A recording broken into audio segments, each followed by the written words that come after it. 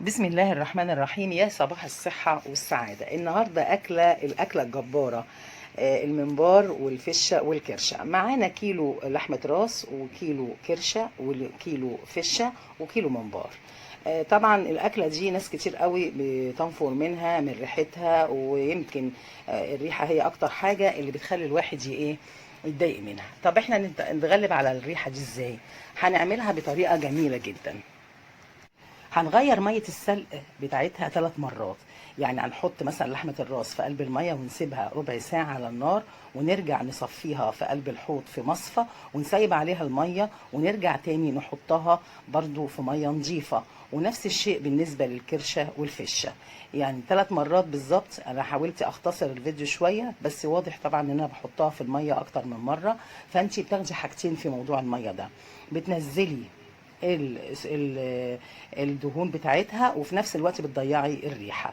الممبار قطعته الواحده على قد الصبع، يعني عشان تبقى صغيره وحلوه، وطبعا تنضف تنظيف جيد.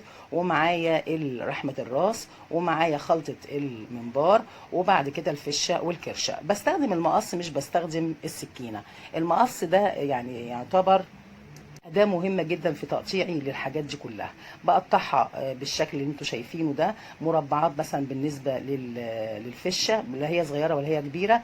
وكل حاجة، حتى أي حتة مثلا حلويات مش عارفة ايه الكلام ده كله، بقطعه بشكل لطيف، يعني بحيث ان احنا هنشوفه في النهاية كله متجانس مع بعض. حتى لحمة الراس بقطعها، وانا بقطع بقى بالمقص بيديني فرصة ان انا كمان ايه، اطلع الدهون.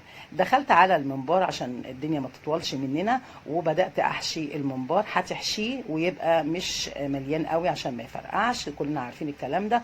وبعد كده هنسلقه ونحمره بالطريقه العاديه. زي ما قلت لكم بالنسبه للحاجات اللي انا قطعتها، انا يا جماعه شلت منها كل الدهون. يعني اي حته بتقابلني وانا بقطعها بيمكنني المقص ان انا اشيل منها الدهون اللي متراكمه جوه، حتى جوه مثلا الفشه.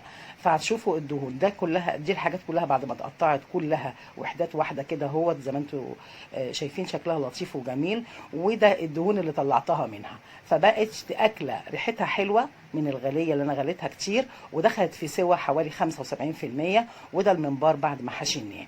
هنحط الممبار في قلب الميه لما تغلي، فيها كمون وملح واي بقى توابل انت بتحبيها، وبنسقط للشباب الصغير اللي ما يعرفش الممبار، فهو بيقفل لوحده، الجلد بيقفل لوحده وبيبقى حجمه متوسط. بعد كده طبعا بنطلعه في مصفى وبنقليه. دي الخلطه اللي هنحطها فين يا جماعه؟ هنحطها على الحاجه. قلنا بقى معلقه كبيره كمون، فلفل اسود، كزبره، توم باودر، ملح، بهار، بابريكا، زعتر، شطه. هنحطها على كميه الخضار اللي هي ايه، اللي هي فلفل الوان وبصل وطماطم انصاص كده. وممكن انت تزودي او ما تزوديش براحتك بالنسبه للخضار. وهنحط طبعا الفشه والكرشه ولحمه الراس اللي احنا قطعناها، وهنقلب كل الحاجات دي بعد توابلنا. وهنحط بعد كده كوبايتين ميه اللي هيسووا فيهم الحاجات.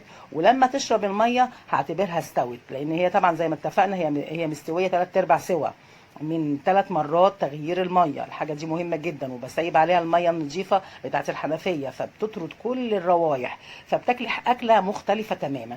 ده شكلها بعد ما حطينا كل الاضافات اللي هي الخضار يعني. ودي الميه اللي بحاول اسوي فيها عشان تبقى طعمها جميل ومستويه وما بتشدش مثلا الكرشه ولا حاجه. وده الممبار بعد ما استوى، واكله جميله وبالهنا.